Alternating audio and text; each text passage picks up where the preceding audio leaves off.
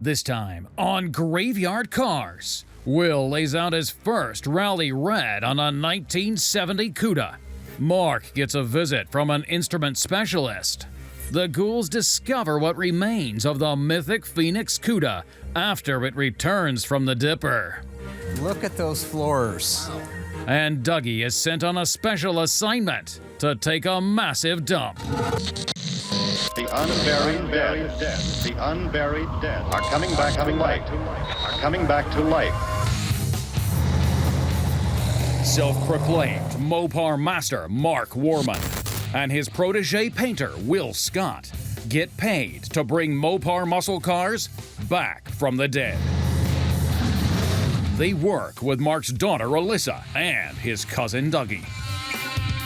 They're willing to travel anywhere to retrieve a customer's car, detailing how it lived its life and how it died.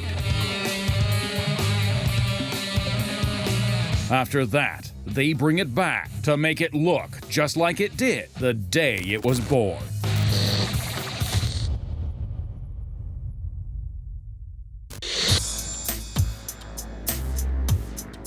Dougie and Ezra load up the disassembled and burnt-up body of the Phoenix Cuda. This one of 48 1971 Hemi Cuda is headed off to the Metal Dipper, while Mark and the ghouls eagerly await its return, hoping, along with the owner, that the car won't be worse than anticipated.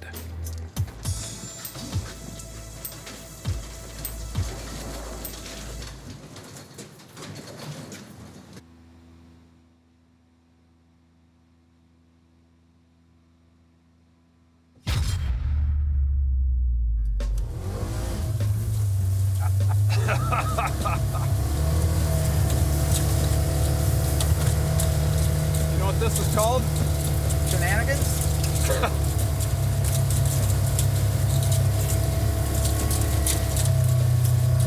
Oh, I'm curious. It's right here. What? I was walking around, checking the lot, see how things looked. Uh-huh.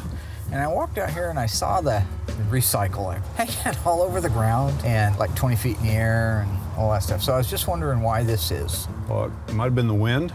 Could have been the wind, sure. Uh-huh. Because I had it stacked up really tall. Why do you have it stacked up so tall? Well, because it's full. I know it's... Why don't we forget the question for right now? Why don't we just go to the final round? All you have to answer here is yes or no. Why? That's not one of the options. Oh. Will you bring the PJ trailer around and empty all of the cardboard that is strewn about the ground and above the brim of the recycling bin? Put it all in that trailer for me. Will you do that, yes or no? In the PJ trailer? It's not one of the options. Did you not see My Cousin Vinny once again? That was a good movie. You are now in contempt. Again? You know what I'm gonna do? I'm gonna drive you around to get the trailer. We're not gonna care about that right now. The PJ trailer? It's always good to visit with you. Thank you so Mark. much for everything. Thank you, No, Mark. thank you. We sprayed our 1970 Cuda, did it the Rally Red. It's the first time I've done this color. When I came back to the shop, we had already had one here that had been done already. So I'm excited to do this color for the first time. So the whole process, it covers fast. 4 coats of that single stage, goes really quick. Car came out beautiful. That leaves the cut and buff left, and they'll have to undercoat the bottom of it. Then I can get over to Justin, put a few things on it, and then it'll be ready for assembly.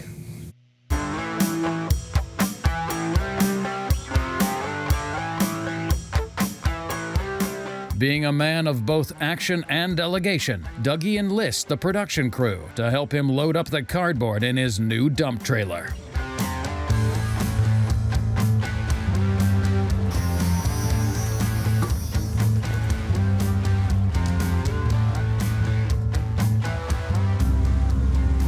I understand you need a hand, Doug. Yeah, I think so. Got quite a mess here, don't we? Well, I guess Mark says we can use this nice new PJ trailer for this mess, right? You got elected to help me clean this up? Yeah. I'm sorry. Work of a producer's never done, right?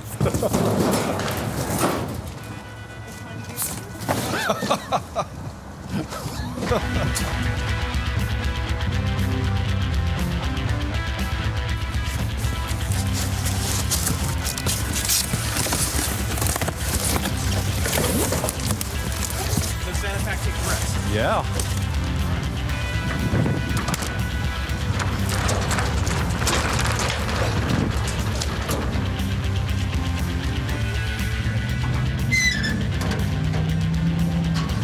Okay.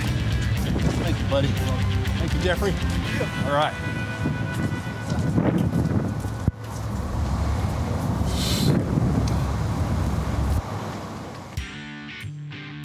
Mike Mancini from Instrument Specialties pays Mark a visit. My name's Mike Mancini. I own Instrument Specialties, which is a dashboard restoration company, and I also own a restoration shop, American Muscle Car Restorations, and we do all of Mark's dashboards for quite a few years now. I opened Instrument Specialties in 2007, and I opened the full restoration shop in 2010. We usually have about 18 to 20 cars going at any one time, so we stay quite busy with that. And the dashboards, we usually have 500 to 600 jobs going at any one time. This is more an idea of how all the back measurements go together. We're not Yep. really using anything off of it. It helps you with all that hard-to-find stuff. Now, what's the story with this car? How come it... Well, this car, we used the front clip off of this car for the General Lee. Oh, really? Yeah, it was a nice clip, but the car the guy that owns this, that owns a 70 Super B 446 pack 4-speed Super Track pack, plumb crazy car, nice car, but the front end is in pretty good shape. A little bit of rust in the rails, which are very easily repairable. It's just like battery. But the back's real rotten. Yeah. So this is going to be great stuff for the back, but he didn't really need the front end structure, so I talked him out of that for the other car. Yeah. But that's all that's doing right now. Otherwise, yeah, if that was mine, we probably would have cut it open and put all the pieces on this and been done a month ago. Oh, yeah. That's a 70 Hemi Cuda that Tony, your buddy, Tony D'Agostino. Yeah. Yeah, he's friends with Tony. He's good buddies with Tony D'Agostino. Good old Tone. Well, I've known Tony for quite a number of years, and back when I first opened my shop, he was one of the very first jobs we did. We restored his '69 Daytona for him, and it was a lot of fun. It has 2 OE Gold awards, and it's been featured in numerous magazines. It went to the Mopar Nationals. That was one of the big shows that we had it at. It's been all over the place. The Muscle Car and Corvette Nationals, it won Best of Show there. Concours Gold Awards. So he's pretty happy with the results, I suppose. Yeah, you gotta love Tony. So whenever you see him, is he eating a sandwich? No comment. No. You're invoking your Fifth Amendment. I am. Yes, I'm privilege. Okay. pleading the fifth. So there you go, Tony. Nobody took a shot at it. That's our 69.5 Super B, finally in pre-paint, which is an awesome thing. So on your jam work, what are you doing on your jams? Do you, on a metallic car? We're painting everything at once. You are. Yep. So are the doors on? Doors are on.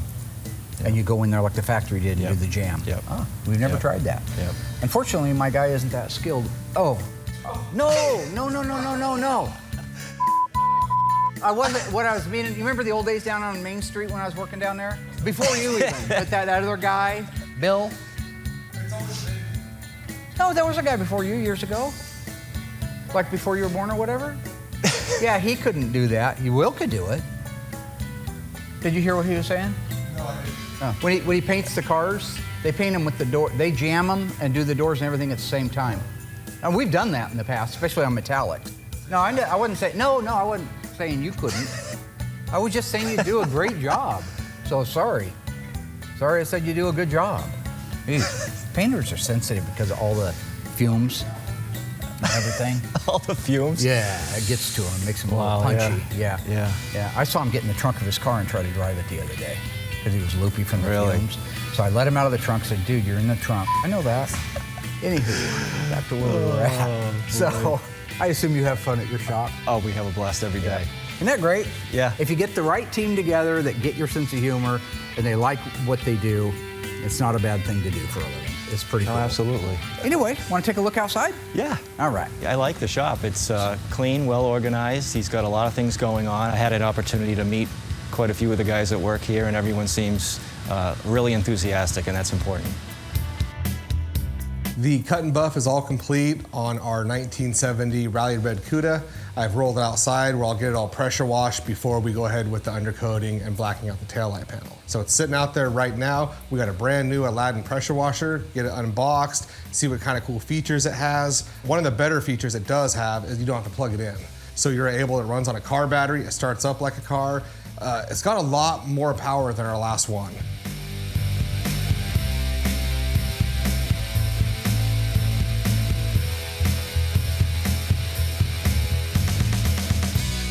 So the old Aladdin pressure washer that we had, one of the great features about it is on the wand you could turn down the pressure. So when I was trying to fill the wash bucket, I'm looking and I realized it does not have that. So maybe the system has it and we haven't found it yet because it is new and nobody's used it. So you can see where that could be a problem when you're trying to fill a wash bucket and it comes out at like 200 miles an hour. So the car's washed, I'm gonna get it in the booth, and on my downtime, I'm gonna go back out there and research if we can turn that pressure down a little bit. If not, I'm just gonna take the old one off the old pressure washer and put it on the new one. But overall, it's still a great piece of equipment. Car's all pressure washed beautiful and came out great. We just got our shelter logic put up out here a few weeks ago. I'm most impressed with all the field of cars outside. It's just incredible that the amount of work that he has lined up. This is a 70 GTX 6-barrel 4-speed Dana numbers car. Well, Dana 354, I should say. They're all Dana. And stacked up like cordwood. It is. It is. I have to start subletting back to him. Yeah, there you go. But you're backed up too, right? Yeah. I mean, you're busy. Yeah. Yeah. Yeah. You don't even have a show. I know, I don't have a show. How many restorations are you getting? 6, 8, 10 more out a year restorations? Yeah, I'd say probably 6 to 8 out a year as far as completing them. Because we kind of always have the show circuit cars pre-selected, and so those are the main focus. And we work everything else in around that. And then you got really good customers that you don't want to disappoint either, so you just do what you have to do to make it happen. It's constant juggling, isn't it? Oh, Yeah. I understand. Someday I'll have you build me a car. Oh, I'll be happy to. I should do that. And you probably do it for free because obviously good exposure on the show. I'd make you a good deal. A really, really good deal. Really good deal. 70 burnt orange Charger, 383 2-barrel. 2-barrel? FK5 burnt orange, white top, burnt orange interior, console shift, 383 non-air. Why do you want that? Non-500. Well, what's the reason behind that kind of car? That's my car. Oh. When I was a kid, that was my first Mopar. Someday I'll do that car. Yeah, someday I will. Yep, and at the rate I'm going, I'll never be able to do it, so I may just have to take him up on the sublet. Well, that's a cool story. You guys heard it here. You didn't hear it because his microphone dropped out, but he was saying he wouldn't charge me, so.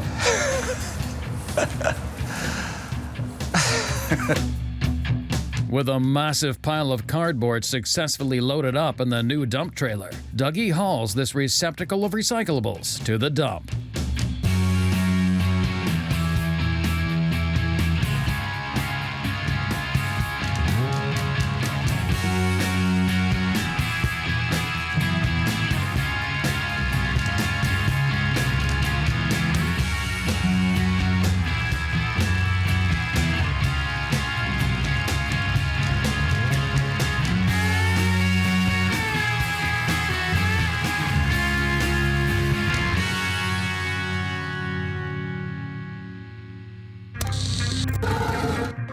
Stay tuned.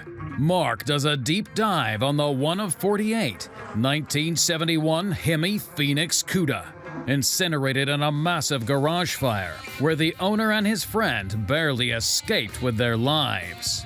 This Cuda returns from the Dipper, and the ghouls gather to find out what remains of this legendary Mopar.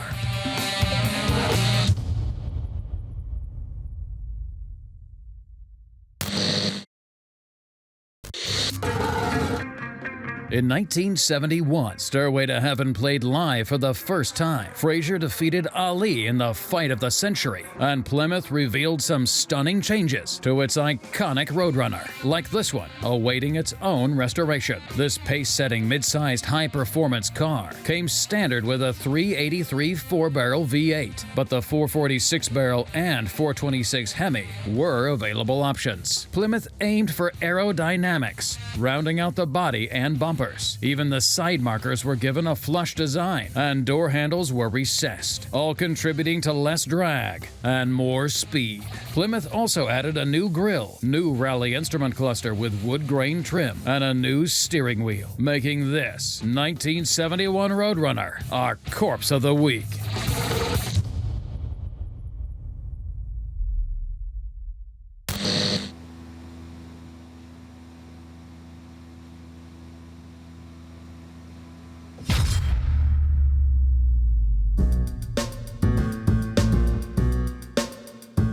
So Mike's been out now for most of the day. We've had a great time walking around talking about cars. Yeah.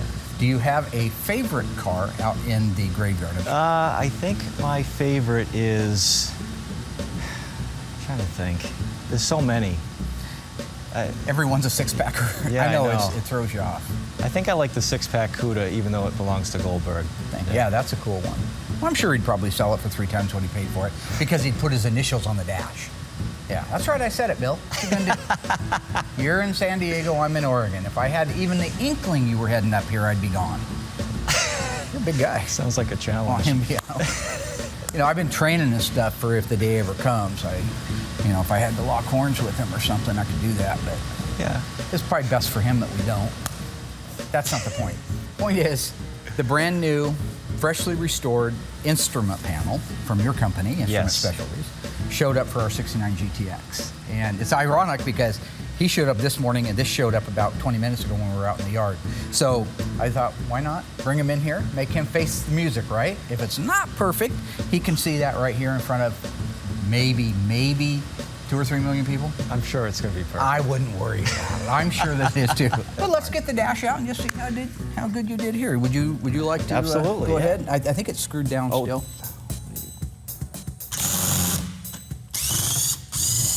What's that say up there in the corner? I can't make it out. Instrument Specialty. Okay, first off, nice packaging.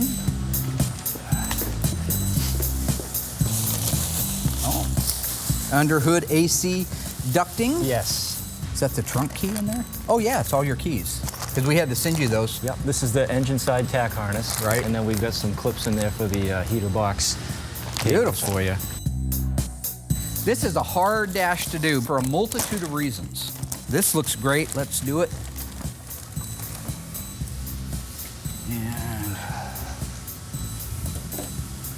well, that is absolutely stunning as always. Oh, thank you. My gosh. So are you replating all these? These aren't something you just pick up the phone and call and order new ones. Are these? Those are originals we've replated. You've redone the plastic chroming on it. Same thing for the knob? Yep. All of them? Yep. And the registers? Those are the originals that we completely disassembled, re-chromed, detailed, and put back together. This is gorgeous. And what about the lighter? Is that an NOS? Is that a reconditioned? That's the original, and then this is an NOS element. That's insanity. And so tell me about the lucite panels. I mean, again, those look like new and those are impossible. Well, those are the most difficult pieces on this dash to deal with. Fortunately, the pieces that we ended up coming up with, the ones from you and the radio bezel that I replaced, it didn't need really much restoration work to the wood grain or the back painting. We basically just wet sanded and polished the faces of them so they look nice and shiny and new. But that's all the original chrome striping and everything. That's really amazing. Look at that. Now here's where it gets tricky. You've got the N85 factory tachometer in there, also known as the postage stamp. Correct. I'm assuming this is a new reproduction that you bolted in there? No, that's a complete original core that we restored and rebuilt. That's what I'm talking about. Tell me about the lettering.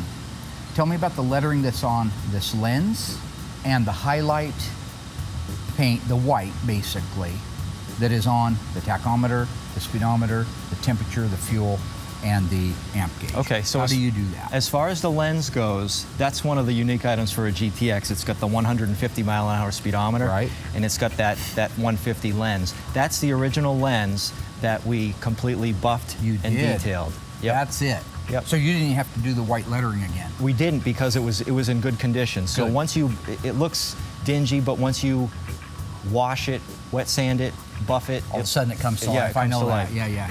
This lucite panel over here, that's part of the original stuff we sent you? Yep. Well, you did a remarkable job.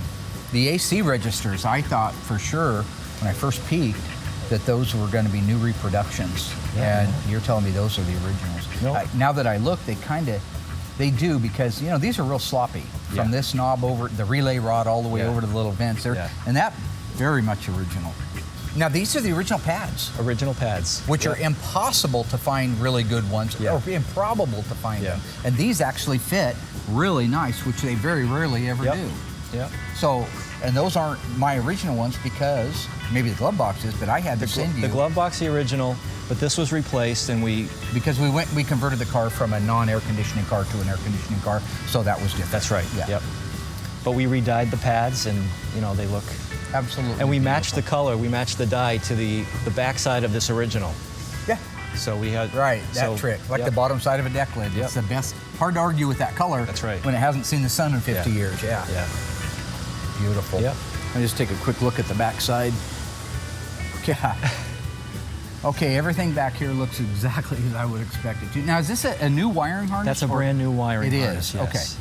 Constant voltage regulators that go bad after 50 years. Are you just taking those apart and cleaning them up, and testing them, putting them back together, or how are you doing those? We're converting them to solid state. So we use the original can, we take it all apart, and we Okay. retrofit all solid state components inside. So then you don't have that pulsating cycle time that the originals had, and it puts out a constant voltage, and it will resist some surges. So if it's constant, it's not the 9 volts then. It's It's putting about 6 volts. and it's all the time. Yep. Okay, I got you. Yep. I got you. Circuit board, just Yep, cleaned it up. that's the and original reused it? circuit board. The pins always loosen up, so we solder the pins to make sure that they're nice and tight. They do. Yep. What's going on there? Actually, that's a lot of times when you take these dashboards apart, you'll find the original assembly person's initials or name written out On the cardboard on the liner? glove box. Yep. So we found this one appears to be KJ. We found that on the original glove box liner, and we duplicated it exactly on So this you've one. also probably seen KJ before. We have seen it before, yes. That's their signature. Yep. Like that's their Rembrandt. That's right. So if something didn't work from the factory, you could chase this person down. I think so, and Find out who that might have been KJ is. part of it. They had to put their name on it, so if it Accountability. failed the test later down the line, then Maybe they got that in was a trouble. factory thing, huh? Yeah. Yeah. Yeah, that'll Beautiful be- work, that'll my be great. friend. Thank you. I got Absolutely a great crew. gorgeous. We got a great crew that. Yeah, That you does do. it, You're yeah. lucky. Yeah. Yeah. And that's not easy. No. You go through a lot of people trying to get the right guys to work with you. And You have to have patience, especially on stuff this Yeah. minute and detailed, and it's a lot of intricate work. And Absolutely. we're just fortunate to have a great group of guys that love doing it. so what do you think? Have a good time? Yeah, I had a great time. Yeah, really appreciate it. I know you got a lot of Mopars at your shop, but it's got to be fun to come out and see other people's misery. You know what it's like, right? Yeah, absolutely. I definitely 24/7. I definitely feel the pain. Do you But think about it all night too? Oh yeah, Yeah. yeah. Shop owners, they don't realize it. Out there and home, they think everything's just peaches and cream, but there's a lot of stress on you. A lot of people's dreams are sitting here, a lot of cash is. sitting here. And Yeah. It's a lot of responsibility, but would you Def- do anything different? No, not at all. No, it's You a told- dream job. All right, buddy. Thank you very much, and I'll give you a call when we get that dash in, let you know everything's working. Yeah, send me a picture. All right. See you, buddy. thanks. We learned in our Corpse of the Week that the 1971 Roadrunner came standard with a new grille, new rally instrument cluster with wood grain trim, and a new steering wheel. Which other car in the Satellite lineup came standard with a rally instrument cluster? The GTX, the Sebring Plus, the Satellite Regent. Think you know? Find out after the break.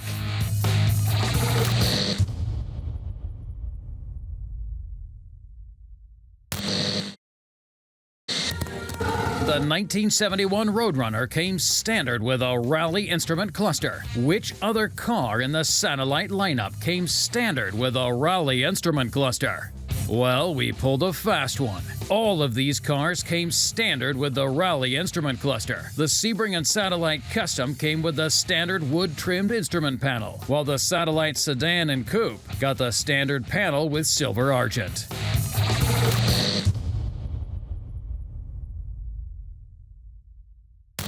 With the Phoenix Cuda back from the dipper, the ghouls gather to assess the damage.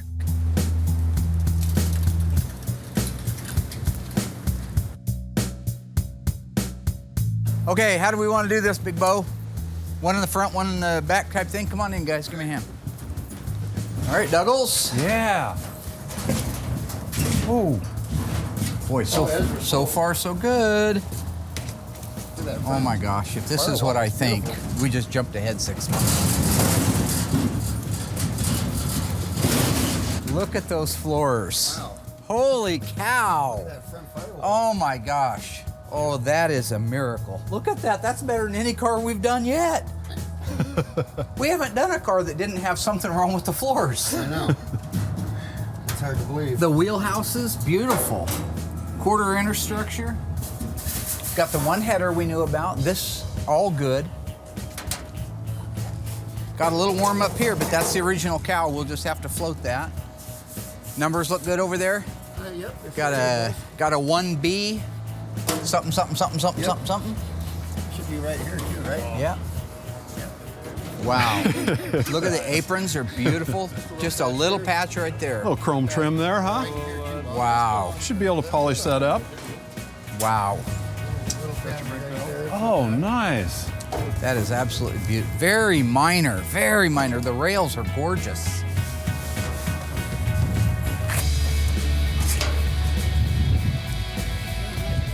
That's the best. That is straight, huh? That's absolutely awesome. I'm absolutely amazed. Somebody already put a floor in it. See how ugly that is? Oh. So we'll do a trunk floor, and we'll have to do trunk floor extensions in the quarters because they're warped. But just little sections of the wheelhouse. Oh yeah. Small section of the Dutchman. Even the trough is good. See how in 71 they went to the studs for the clips instead of the screws like the 70s use? 71 they did that. Absolutely. That is gorgeous. He is going to be so thrilled. He is going to be one excited cat. So, I mean, other than a pair of quarters and a trunk floor and extensions, and all of a sudden it's over to the mudroom with a couple patches. Oh man, he's going to be one excited cat when we show him that. That is awesome. So have you seen one come out like that before? That clean from us? No, this one is amazingly clean.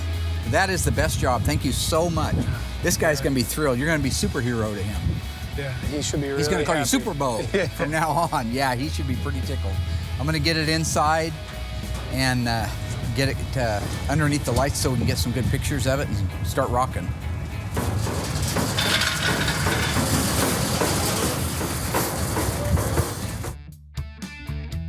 Now that we can check off the Phoenix Cuda's post-dip assessment, it's time to roll it in the shop to go over Mark's plan of attack.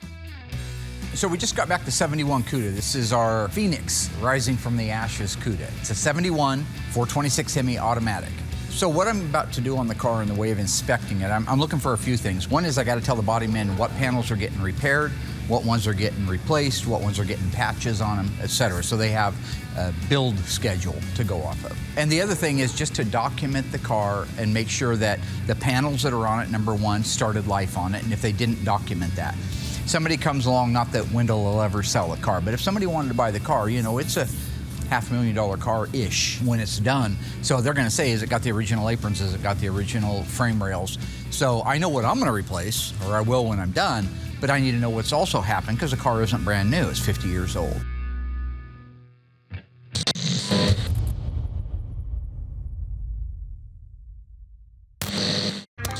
Still to come, Mark continues his deep dive to discover the secrets of the mythic Phoenix Cuda. But after its apparently triumphant return from the Dipper, The single best floors I have ever seen. will Mark uncover a sin from the Cuda's past restoration that would never have been revealed had this Phoenix not been baptized by fire? How can you tell if that's happened then? Well, somebody worth their salt can.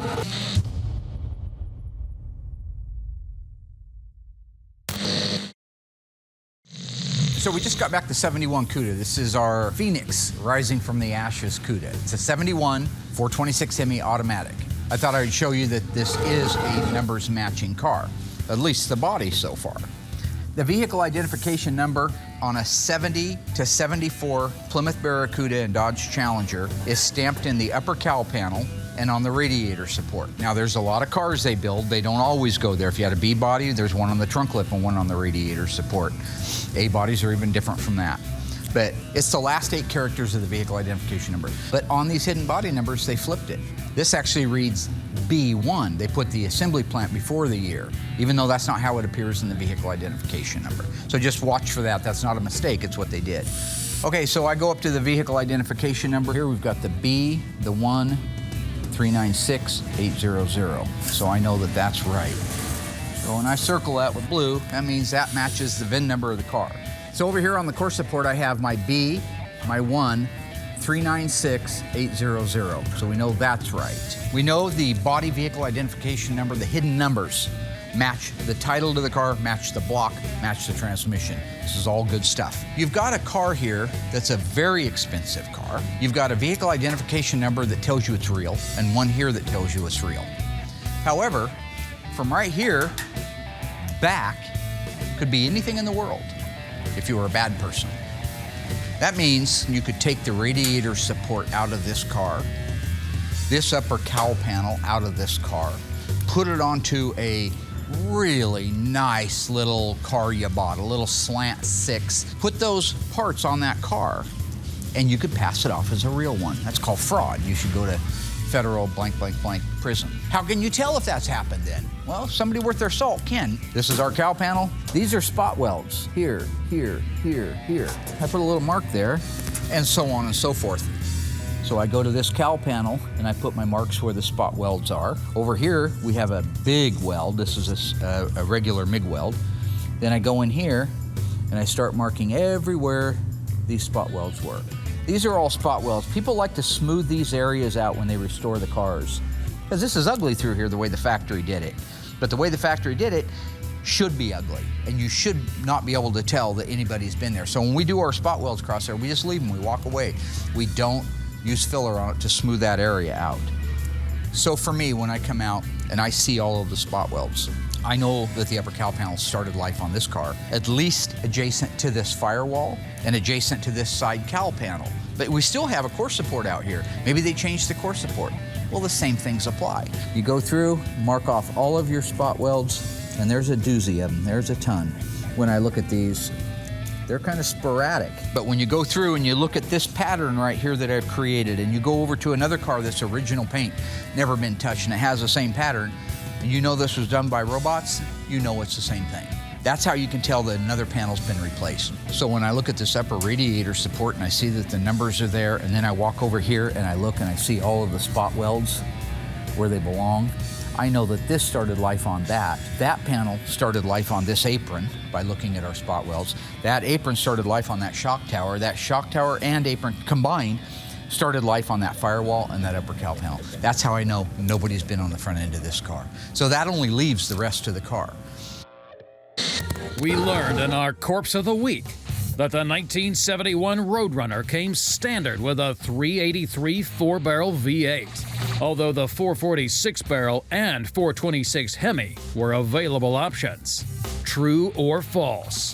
The 1971 Roadrunner came standard with a 3-speed manual transmission. Think you know? Find out after the break.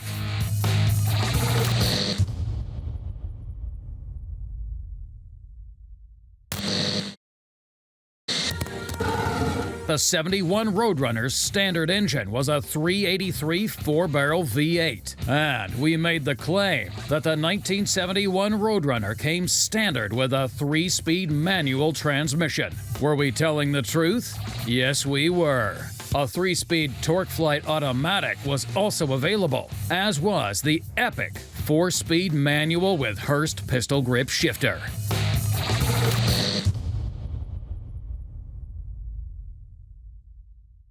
Every single part on this car is an individual panel at some point in its life. Whether it's core support, an apron, a baffle, a lower core support, an inner fender, a firewall, upper cowl, side cowl, inner cowl, whatever it is, they're all individual parts that make up the car. The car is now a whole. So we got to figure out what needs to be repaired and what needs to be replaced. So earlier I was looking at my radiator support. This radiator support is beautiful. It's not rusted or dented up here. It's in good shape. The side baffles are beautiful. They're straight up and down like they're supposed to be. This intersection here is really nice. A lot of times when they get popped in the nose at some point, this gets a little wadded up. Those are gorgeous. The only thing wrong is this lower radiator support. This little area right here that's just kind of buckled up a little bit. It needs to be repaired. I'm just gonna put a C for cleanup. That'll make it real simple for these guys. So the right-hand inner fender or apron looks like it's in really nice shape. There is some damage from the heat. It's done some pitting in the metal, but that's not a patch replacement. That's just going to be a matter of repairing, resurfacing out the metal. So again, it's just gonna get a C on it. The frame rail right here, really nice shape. It just needs to be cleaned up. And the shock tower, same thing. This area where the battery box goes, this is really common to have the rust be much worse shape around the battery because of the acid. So what I'm gonna have them do is put a patch in here. I could put a whole inner fender, but all these beautiful spot welds that we talked about earlier, I like leaving those alone. We can graft in a small section of this battery tray area. You'll never know we were there.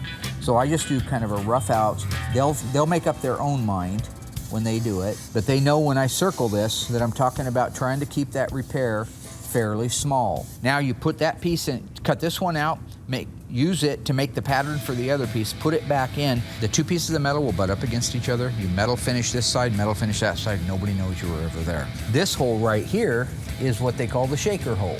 So all Hemi Cudas got a shaker.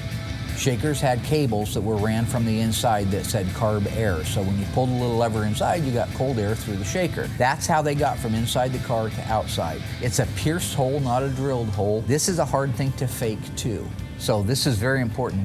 Even if we were replacing the cowl, I would want to make sure we preserve everything important about that. From what I see on the actual firewall itself is really nice, just needs cleaned up. There's a few little areas on the upper cowl panel. Again, this is our numbers matching cowl panel. We don't want anybody to know we've ever been there. So if you have a rust hole like this one here, or like these little baby ones right here, this one's really crucial because it's so close to the numbers. We need a small weld up right there. Over here, we're eroding away a little bit. So again, this area and this windshield area right here are rusty, but not to the point where I'd ever want to start putting an upper cowl panel on it. But all of these are patch repair. I gotta say, the single best floors I have ever seen in my entire life, except on a brand new car that's never seen the road. The under seat pan right here, again, looks really nice and solid. So all this needs is cleaned up too. That's the first car, period, bar none, that didn't need at least a section of a floor. The roof, obviously garbage. The whole roof is caved in. So another interesting thing, I can already tell that for some reason this wheelhouse has been replaced, is if you look at these blob welds, those are not supposed to be there. This inner wheelhouse is spot welded to this under seat pan and the trunk pan. So I know that we've got to replace that wheelhouse with a correct new one and spot weld it back in so there's none of this evidence here.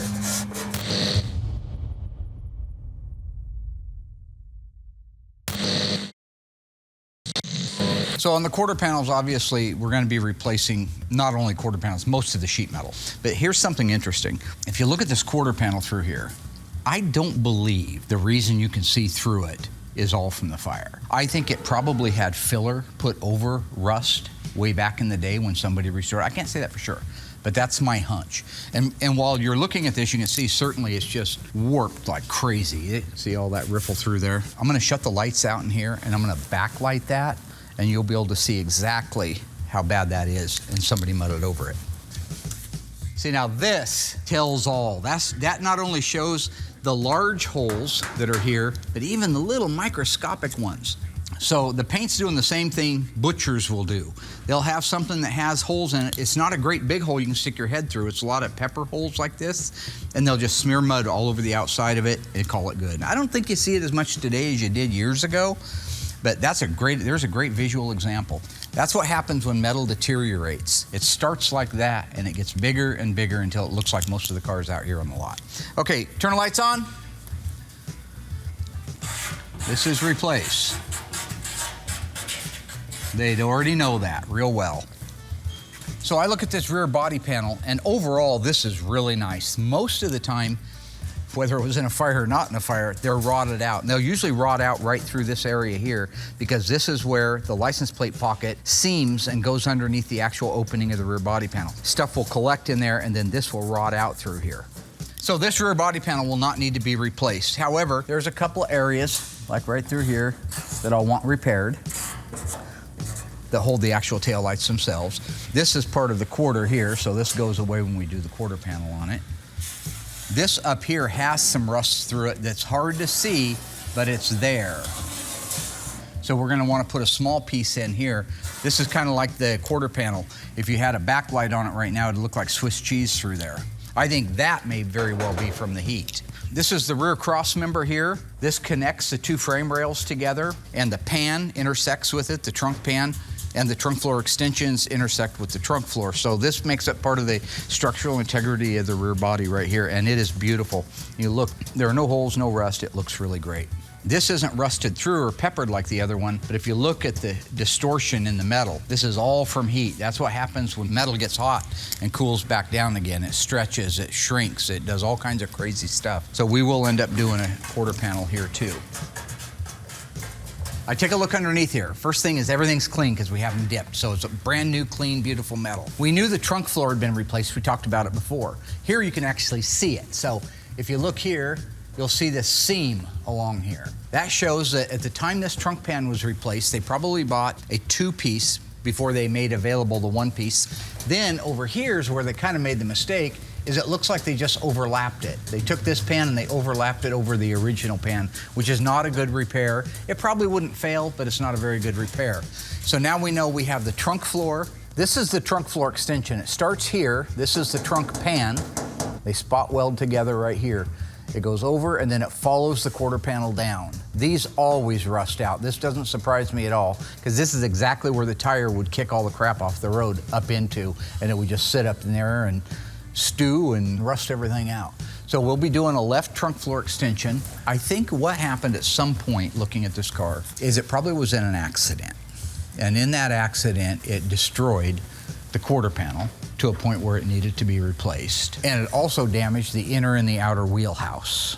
I think that they put the outer wheelhouse on as part of this quarter. They didn't separate them. They left the inner and the outer together in the middle, but then they broke it loose here where it meets the floor pan. That's why if you look here, all these holes that you see, those are all the original spot weld holes that held this inner wheelhouse to whatever car it came out of. This was a used quarter section.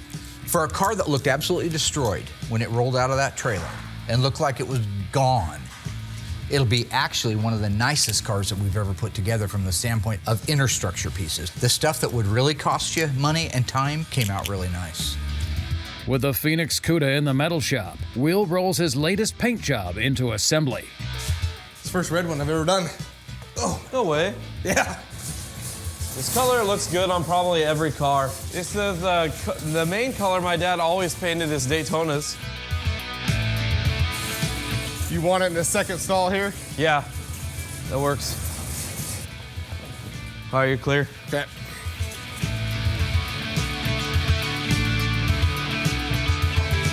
Yeah, there you go. Isn't that pretty? Yeah, that looks great. It's nice to see a new car over here, especially a new color, isn't it? Oh, yeah. It's a pretty straight car. Nice bright color. Yeah. And that's straight. That looks really good. Thank you. Can't wait to see this one done. Well, you have another car, and hopefully in the next month, I will give you a Daytona, which I know you are anxiously waiting to do. Favorite car ever. I know, and you will have one in a month, my friend. Thank you, friend. Thank you.